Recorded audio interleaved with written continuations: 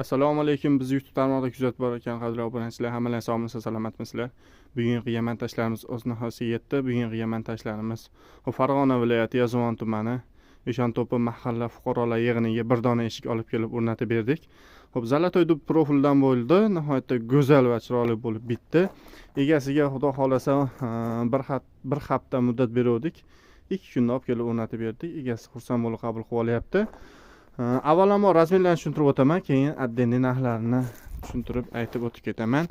Xo'p, razmerlarga keladigan bo'lsak, xo'p, eshigimizning enlari 1.10 bo'lyapti, bo'ylari 220 sm, bez framoga qilib, chiroyli qilib olib kelib o'rnatib berdik. Penalari e'tibor beringlar, penalar atida hamma yo'g'iga aylanasiga quyib chiqildi. Pastlariga to'xtaydigan bo'lsak, pastlari arka fonlarini qo'yib berdik. Nihoyatda go'zal bo'lib chiqdi. Mana oynalariga to'xtaydigan bo'lsak, oynalari qalampir yo'diviy qalampir gulli oynalarni qo'yib berdik. 2 qavat oynalarni qo'yib berganmiz. Zamoylarda mana Akfa'ning o'zining logotiflari turibdi. Nihoyatda go'zal bo'lib chiqdi. Qanchalik yopilishiga bitta e'tibor beringlar. To'rala tomoni chotki bo'lib yopishyapti, xudo xolasa. Qadrli obunachilar, ikki tomondan kuzataman.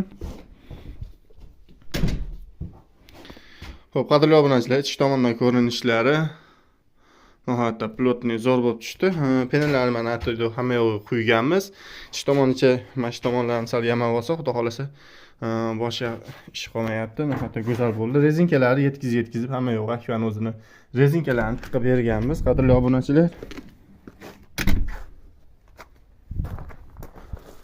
Xo'p, qadrli obunachilar, 1.10 ga 220 eshigimizni Farg'ona viloyati Yozyovon tumani Eshonto'pi mahalla fuqarolar yig'iniga 2.200.000 so'mga olib kelib o'rnatib berdik. Kimda savol taklif bo'lsa kommentariyada qoldiringlar. O'qib chiqib javob berishga harakat qilamiz. Obuna bo'lmaganlar obuna bo'lib qo'yinglar. Like bosishni unutmanglar. Bizni kuzatib boringlar. Bundan qiziq videolar hali oldinda. Hammaga katta rahmat.